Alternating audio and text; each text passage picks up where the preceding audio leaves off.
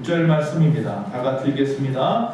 내 하나님 여호와께서 내 마음과 내 자손의 마음에 할례를 베푸사 너로 마음을 다하며 뜻을 다하여 내 하나님 여호와를 사랑하게 하사 너로 생명을 얻게 하실 것이며. 아멘. 오늘 하나님의 말씀의 제목을 다 같이 보겠습니다. 시작. 영적 유산의 상속자. 한 청년이요, 갑작스럽게 아버님이 돌아가셨어요. 여러분, 그 부모님이 돌아가시고 나면 여러 가지 해야 될 일들이 많이 있더라고요. 저도 그렇게 많은 일들을 해야 되는지 몰라요. 특별히 금융적인 문제는 해야 될 게 꽤 많이 있었어요. 그런데 이 사람도 역시 마찬가지로 그런 일을 해야 됐어요. 근데 가난한 가정이라 물려받을 유산은 하나도 없었어요. 다만 그에게 법률적인 지식이 없다 보니까 이 유산이라고 하는 것이 물려받는 것만 있는 게 아니에요. 다시 말하면 물질만 물려받는 것이 유산이 아니라 반대로 우리가 누군가에게 빚을 졌으면 그 빚도 갚아야 되는 것이 유산으로 물려받을 수 있어요. 그래서 뭘 해야 되냐면 상속포기하는 신청을 해야 되더라고요. 근데 이 사람은 그런 걸 몰라서 시간이 지나고 나서 그 시기를 놓쳐서 고스란히 다 그 빚을 떠안게 되었어요. 여러분, 우리가 좋은 것만 물려받으면 좋겠는데 우리네 조상들로부터, 우리네 부모로부터 좋은 것만 물려받았으면 좋겠는데 나쁜 것도 물려받을 수 있어요. 그것이 물질만이 아니라 성격이라든지 환경이라든지 관계라든지 여러 가지 부분에 있어서 그 물려주는 것들이 굉장히 중요하더라는 거예요. 자, 우리는 중요한 것이 하나 있는데 뭐냐면 부모로부터 물질은 못 받았는지 몰라도, 요새 뭐 땅이 좋다고 하니 부동산은 못 받았는지 몰라도, 아파트는 물려받지 못했는지 몰라도 우리는 천국을 상속받은 줄로 믿습니다. 그 천국을 흘려보내줘야 돼요. 그거보다 더 귀한 게 없어요. 아이고, 우리 아버지는 이 땅에 아파트만 10채 정도 놔둬주더니 천국은 물려주지 않았어. 그거 몇십 년 갖고 있다가 나중에 보니까 지옥불에 빠졌네. 이런 소리 하면 안 돼요. 영적인 유산을 유전으로 여러분의 자녀들에게 물려주는, 유산으로 물려주는 그런 여러분 되시길 바랍니다. 출애굽기 6장 20절에 보니까 이런 말씀이 있습니다. 아므람은 그들의 아버지 누이 요게벳을 아내로 맞이하였고 그는 아론과 모세를 낳았으며 아므람의 나이는 137세였으며 이렇게 되어 있습니다. 자, 이 아므람이라고 하는 사람에게 자녀가 있는데요, 그 자녀가 바로 우리가 잘 아는 모세와 아론이었어요. 그리고 여기는 나오지 않지만 우리가 잘 아는 대로 그에게는 또 미리암이라고 하는 누이도 있었어요. 자, 그런데 우리가 아는 것은 뭐냐면 그 집안이 레위 자손인데 그때까지만 해도 레위 자손은 그냥 레위 자손일 뿐이에요. 그런데 시간이 지나고 하나님께서 그 자손을 콕 찍어가지고 그 중에서도 누구의 집안? 바로 이 모세와 이 아론의 집안을 콕 집어가지고 제사장 집안으로 삼으셨어요. 그래서 이 아므람의 자손인 이 모세와 아론이 제사장이 되는 거죠. 그리고 그의 누이는 미리암은 선지자가 되었어요. 여자 선지자가 되었어요. 얼마나 귀한 일이에요. 온 가족이 하나님을 섬기는 일을 맡은 직분자의 가정이 됐어요. 성직자의 가정이 됐어요. 쉽게 얘기하면 영적인 지도자가 되는 거예요. 그리고 하나님은 뭐라고 말씀하냐면 그것을 계속해서 그의 자녀에게 자자손손 물려주어라 라고 말을 했어요. 그럼 어떤 분이 그럴 거예요. 여기 보니까 모세나 아론이나 그 자손에게 물려주라고 했는데 왜 지금은 목사님들이 그 자녀에게 이 목회자로서 교회를 물려주면 안 됩니까? 이렇게 물어보는 분이 있어요. 전혀 다른 이야기예요. 혈통으로, 즉 이것은 영적으로 물려주는 거예요. 그 자녀가 계속해서 그 일, 제사장의 직을 감당하는 것을 물려준 거지 보여주는 건물을 물려주라고 하는 것은 절대로 아니에요. 그거랑 같은 의미로 받아들여서 설교하는 목사님들이 있는 것을 보고는 깜짝 놀랐어요. 전혀 다른 이야기.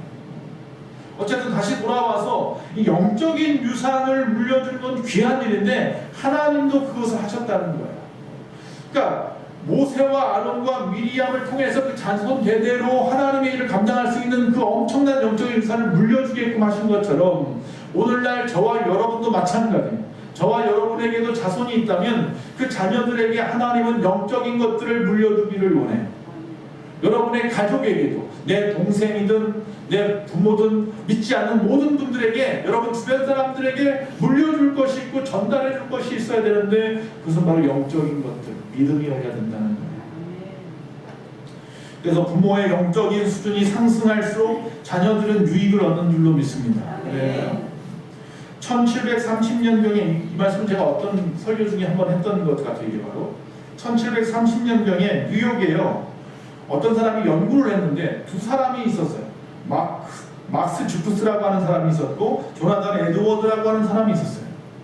그런데 이 1730년경인데 이때부터 시작해서 170년이 지난 1900년도에 그 가문이 어떻게 됐나를 봤어요. 그 두 사람의 가문들, 자손들이 어떻게 살아왔는가를 쭉 찾아봤어요. 근데 특별히 이 막스 주쿠스라고 하는 사람은 교회를 나가지 않았어요. 하나님을 믿지 않았어요. 자, 막스의 후손들을 가만히 보았어요. 1900년대까지 모두 1026명이나 되었어요. 170년 동안 그 자손이 쭉쭉 줄기를 뻗어서 1000명이 넘었어요. 자, 1026명이었는데 그 중에 300명이 평균 13년 동안 형무소 생활을 했어요. 형무소에 뭐 소장이 됐다는 게 아니라 감옥에 갔다는 이야기. 그리고 그 중에 190명의 여자가 매중도가 되었고 680명이 알코올 중독자가 되었다. 그리고 그들이 화폐 가치로, 그 당시 돈이니까 지금을 따지면 동그라미 한두 개 더 붙여야 돼요. 약 50만 달러의 국가 손해를 끼쳤대요. 그들이 갚지 못하고, 국가에 배상을 해야 되는데 갚지 못하고 죽은 돈이 그렇게 됩니다. 그러나 앞에서 말하는 조나단 에드워드라고 하는 사람의 가문은 교회에 열심히 충성하며 주일학교부터 시작해서 할 수 있는 일은 뭐든지 했던 가문이에요. 교사도 하고 성가대도 하고 열심히 봉사했던 가문이에요. 그래서 그 사람들이 열심히 출석했던 그 사람의 가문은 그럼 어떻게 되었나 봤더니 929명의 자손이 있었어요. 자손은 좀 적어요. 100명 적죠. 근데 이 929명의 자손 중에서 430명이 목회자가 되었고, 68명이 대학 교수가 되었고, 13명이 그 중에 학장이나 총장이 되었고, 75명이 베스트셀러 작가였고, 5명이 하원의원, 2명이 상원의원, 1명이 부통령까지 되었어요. 뭐 세상에서 잘 되었다 못 되었다라고 말하는 것, 그것이 어떤 의미인지는 모르겠지만 지금 여기서 말하는 것은, 그런데 바로 그들은 국가에 어떤 손해를 끼치는 것이 아니라 국가의 공헌도를 따지면 이건 수십억 달러, 수백억 달러가 넘더라는 거예요. 수조 원에 달한다는 거예요. 그만큼 국가에다가 공헌을 했더라는 거예요.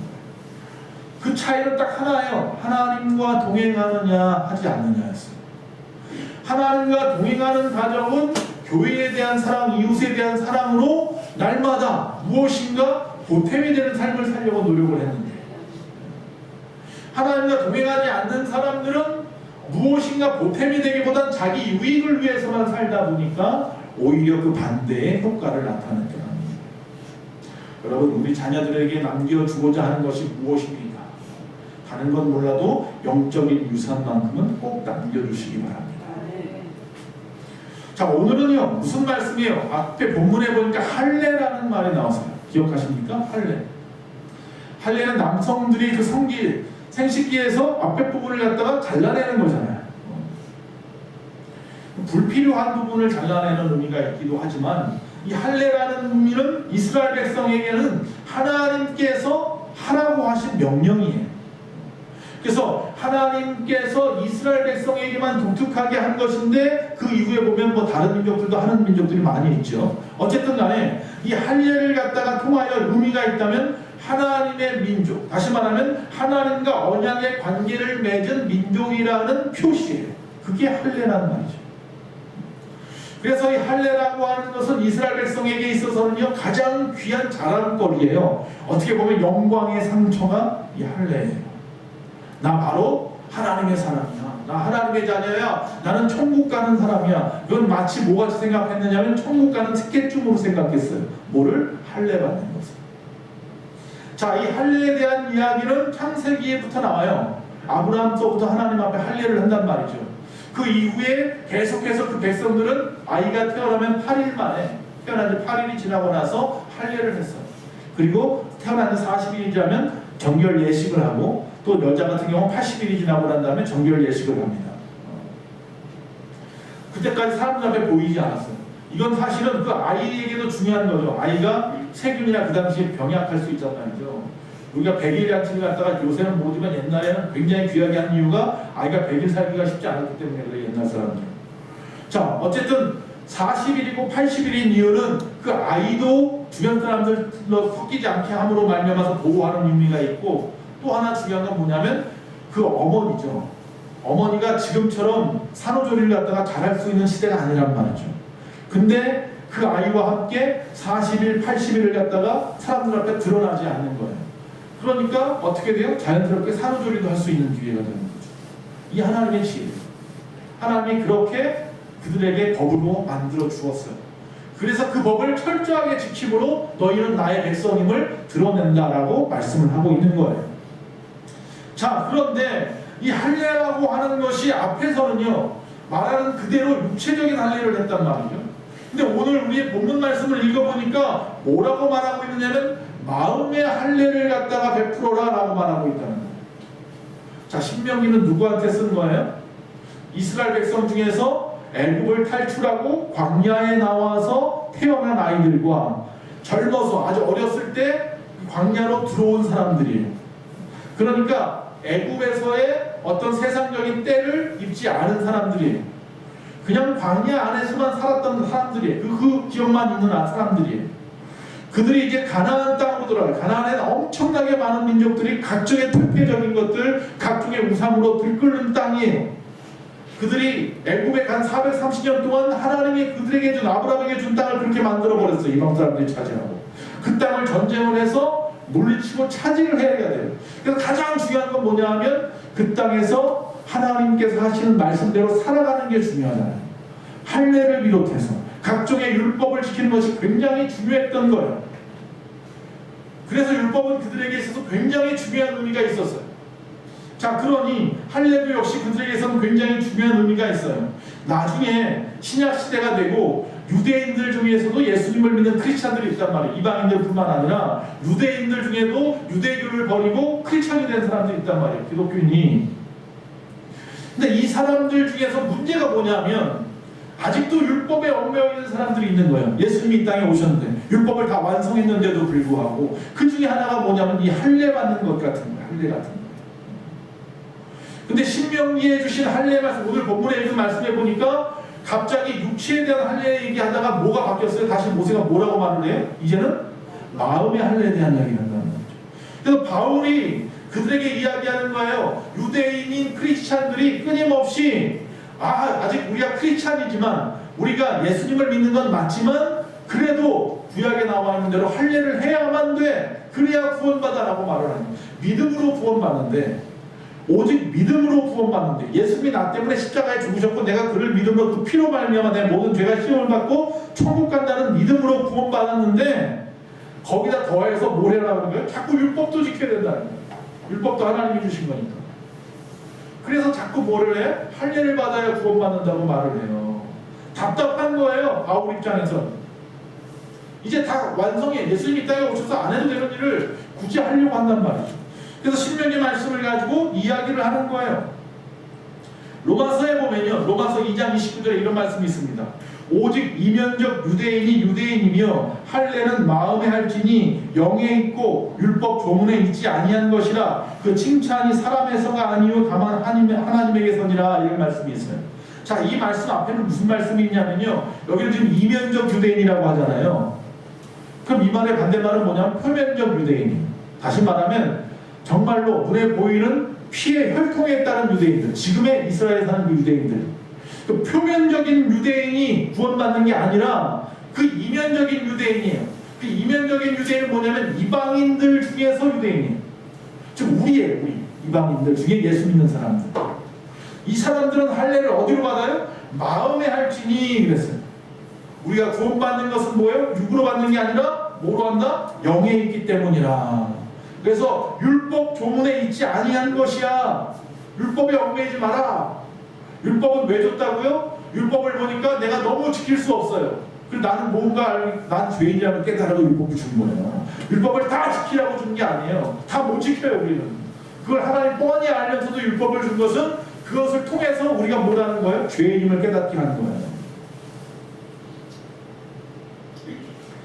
사도 바울은 이 외형적인 유대인이 아니고 바로 이 내적인 유대인이야.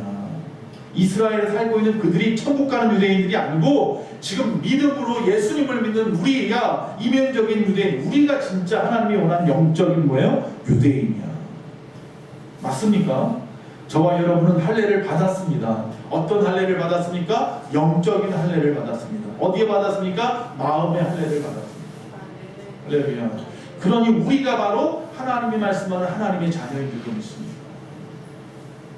이 말은 그냥 예수 믿었으니까 무조건 할례 받았다고 내가 의식한다 이게 아니에요.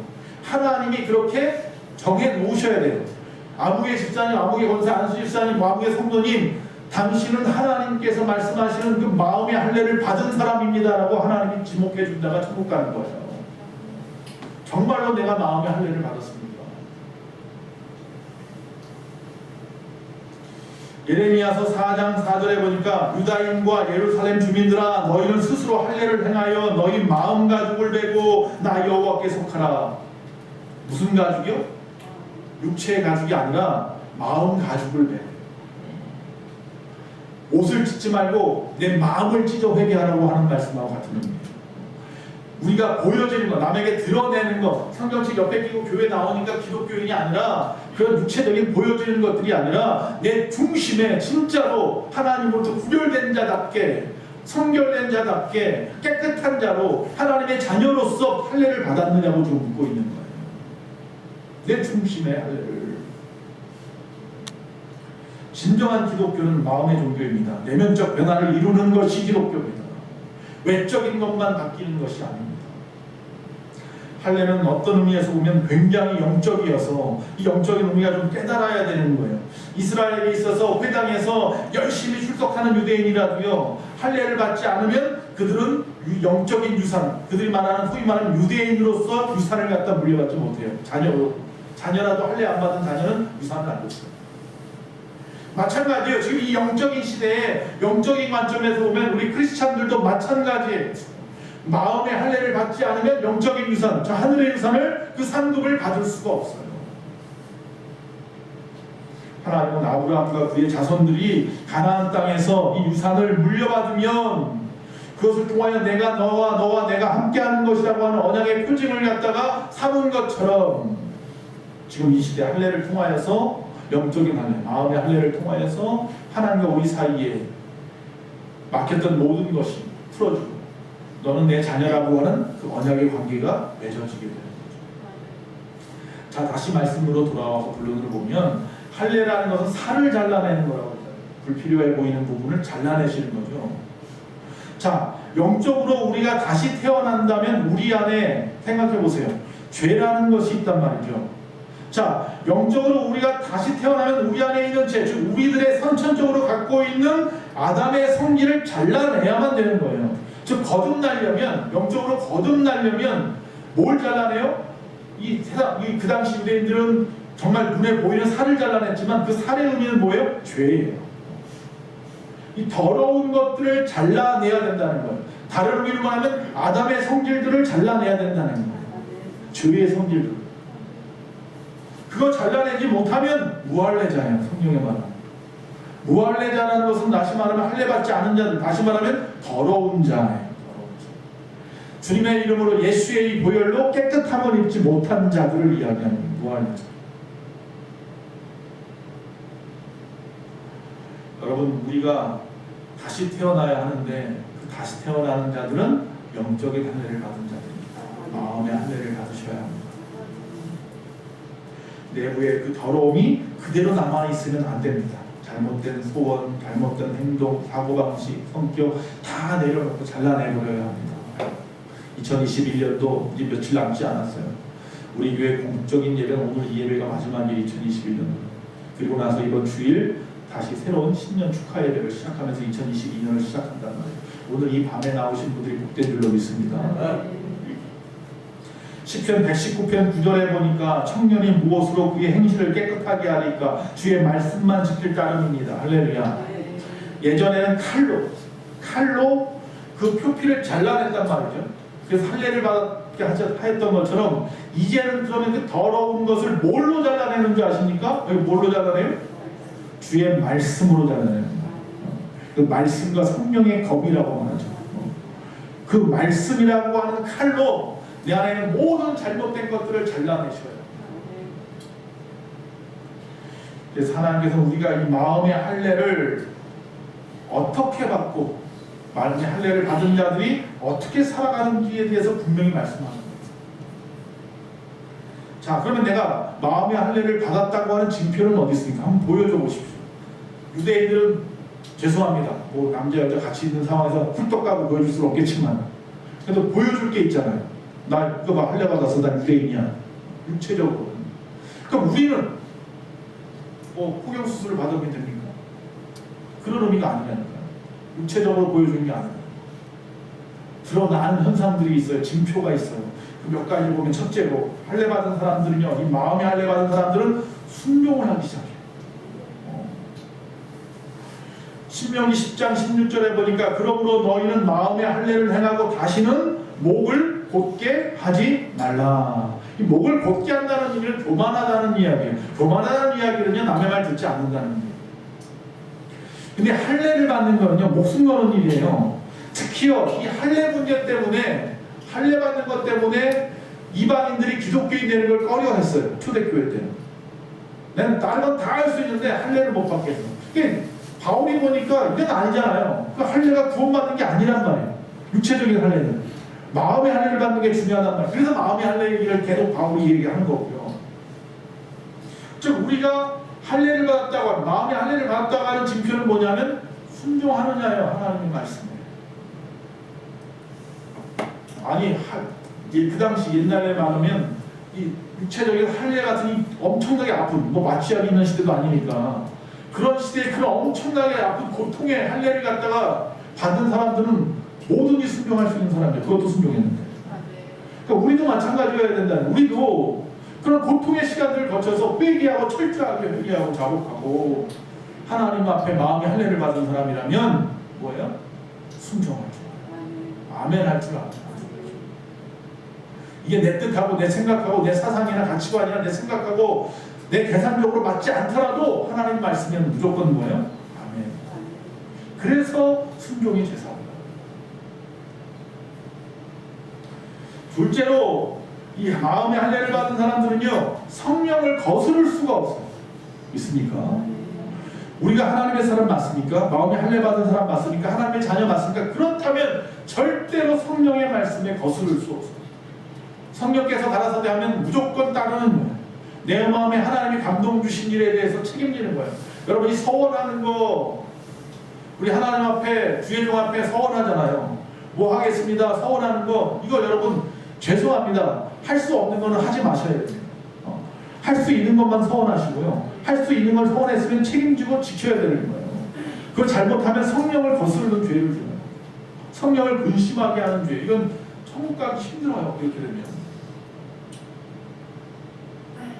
왜? 성령을 거스르는데 어떻게 천국을 가는 거예요? 하나님의 자녀의 삶이 아닙니다.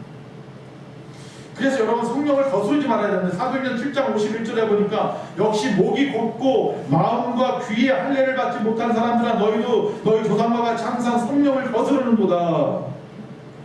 성령을 거스르는 자가 되죠. 세 번째 할례 받은 자들은요, 마음의 할례 받은 자들은 하나님이 보내신 선지자들을 거스르지 않아요.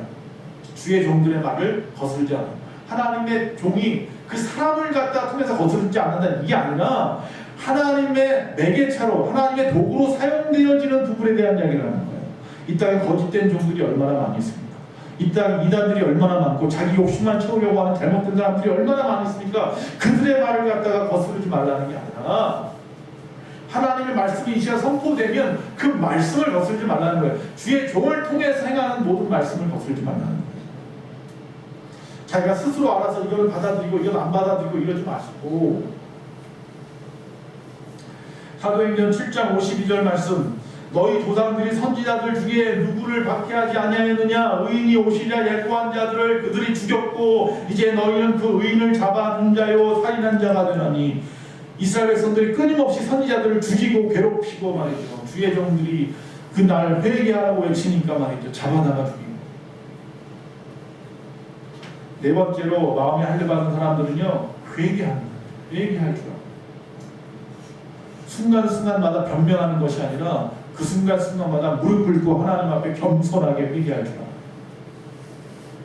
레위기서 26장 40절에서 42절에 그들이 나를 거스른 잘못으로 자기의 죄악과 그들의 조상의 죄악을 자복하고 또 그들이 내게 대항함으로 나도 그들에게 대항하여 내가 그들을 그들의 원수의 땅으로 끌어갔음을 깨닫고 그 할례받지 아니한 그들의 마음이 낮아져서 그들의 죄악의 형벌을 기쁘게 받으면 내가 야곱과 맺은 내 언약과 이삭과 맺은 내 언약을 기억하여 아브람과 맺은 내 언약을 기억하고 그 땅을 기억하리라. 할렐루야. 이 말씀은 정말로 이루어졌어요. 레위기서예요. 즉 모세가 자기 민족을 이끌고 나오면서 하신 말씀이에요. 하나님이 주신 말씀이에요. 그런데 수백 년 이후에 바벨론에 그들이 정말로 하나님을 뜻대로 살지 아니하니 마음의 할례를 받지 아니하니 전부 다 잡혀갔잖아요. 그리고 그 땅에 잡혀가서 하나님 앞에 통회 자복하고 내집니다. 받아들이니까 그 모든 포로 생활을 받아들이니까 하나님께 그들을 다시 회복시킨 그 민족도 기억하고 그들에게 주었던 그 땅도 다시 기억하리라. 할렐루야. 하나님이 어떻게 보면 좀 세상 사람들 말로 말하면 좀 어떻게 보면 장난꾸러기 같을 수도 있어요. 줬다 뺐다 줬다 뺐다 한다는 얘기를 하는 거지. 하나님이 우리에게 줘요. 사명도 주시고 여러 가지 모든 것을 줘요. 환경을 주잖아요. 내 일을 하겠다고 하니 그 일을 할 수 있도록 건강도 주시고 물질도 주시고 환경도 주시고 단연도 주시고 다 줘요. 필요한 것을. 그런데 이 사람이 그 모든 것을 가지고 하나님의 일을 하겠다고 말해놓고 안 하니까 뭐 하는 거예요? 다 빼앗아요. 다 빼앗았다가 그가 다시 하나님께 회개하고 통회 작업하니까 다시 또 기억해서 주는 거예요. 이거 계속하면 안 돼요. 한번 깨닫기 위해서 한 번 정도는 할 수 있을지 몰라도 끊임없이 그걸 되풀이하고 있으면 안 되는데 이스라엘 백성은 끊임없이 되풀이했어. 하나님 참다 못해 예수님이 이 땅에 오셨고 결국 이방인들을 통하여 구원의 문을 여셨다. 그 사명이 옮겨갔죠. 이방인들, 저와 여러분에게.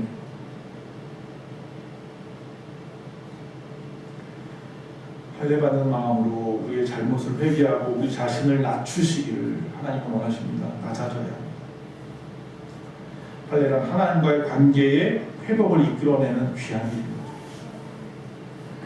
마지막 다섯 번째, 할례받은 마음은요, 용서하고 죄를 범한 사람은 곧 자유하게 된다. 즉 자유하는 자가 돼요. 즉 다시 말하면 얽매여 있지 않아요. 할례를 받는 것도 어떻게 보면 율법을 지키는 것이라고 했지만 이 할례를 통하여 앞에서 말하는 회개도 하고 얼마나 순종하고 성령을 거스를 수 없으면 선지자를 거스르지 아니하고 회개한다고 했는데 이 모든 것들이요 힘들고 어려운 일이지만 그것을 억지로 하는 게 아니에요. 내가 자유자가 되어서 내가 선택하고 하나님 그 자유 의지를 가지고 이것을 행하면서 오히려 이것으로 기뻐하고 누릴 줄 아는 삶을 살아요. 같이 교회를 나오는데 어떤 사람은 억지로 나오는 사람이 있고요. 어떤 사람은 기쁜 마음으로 자유한 마음으로 나오는 사람이 있다는 거예요. 어떤 사람은 시계 보면서 조금만 이러면서 하는 사람이 있고 어떤 사람은 미리 준비하면서 그 시간을 기다리는 사람이 있다는 말이에요. 말씀을 받을 때도 이 말씀을 받고 찔림을 갖다가 오히려 기뻐하고 하나님 앞에 그 시간을 회개하고 돌이키려고 결단하는 사람도 있고 어떤 사람은 그 말을 듣고 시험에 드는 사람도 있고. 자, 마음의 할례를 받은 자들은 어떻다고 그러는데 자유한 자. 네. 마태복음 19장 7절과 8절에 보니까 여짜오되 그러면 어찌하여 모세는 이혼 증서를 주어서 버리라 명하였나이까. 예수께서 이르시되 모세가 너희 마음의 완악함 때문에 아내의 버림을 허락하였으거니와 본래는 그렇지 아니하니라. 또 마가복음 10장 4절 6절에도 보면 이르되 모세는 이혼 증서를 써주어서 버리기를 허락하였나이다. 예수께서 그들에게 이르시되 너희 마음이 완악함으로 말미암아 이 명령을 기록하였거니와 창조 때부터 사람은 남자와 여자로 지으셨으니.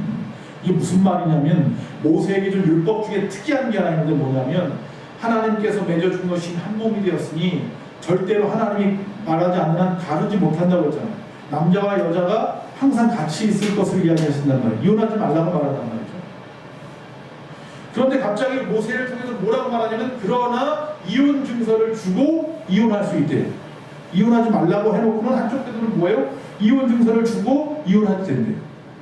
이것은 물론 제사장 앞에 가서 그 허락을 받아야 되는 거지만 왜 이런 두 말이 전혀 다른 이야기를 하냐면 앞에서 이혼하지 말라는 건 사랑이 전제된 것이고요.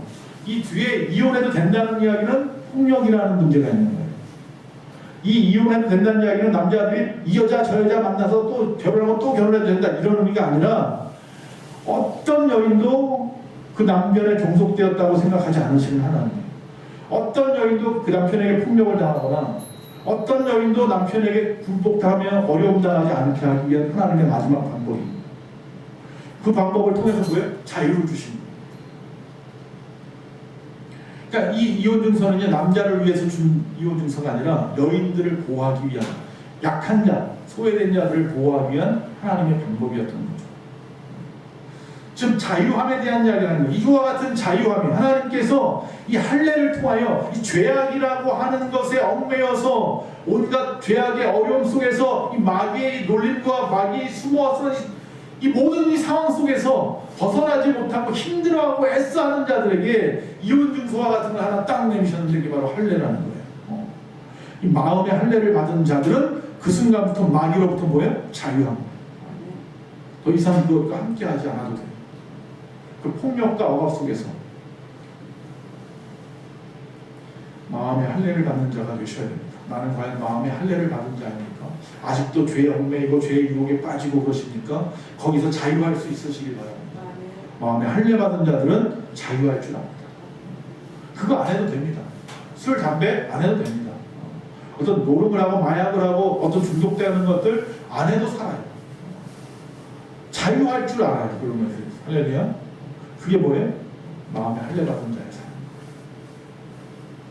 말씀을 마칩니다. 이렇듯이 마음의 할례는 우리가 하나님의 자녀라는 영적인 증거이고요, 하늘나라의 기업을 상속받을 수 있는 조건이 되는 거예요. 천국 가기 원하시죠? 저 천국의 상급을 원하시죠? 마음의 할례를 받은 자의 삶을 사셔야 됩니다. 더러운 모든 것들을 잘라내시고 하나님이 우리에게 말씀하신 언약의 말씀대로 순종하며 살아가는 자들, 저 천국을 기업으로 받는 영적인 유산 상속자인 줄로 믿습니다.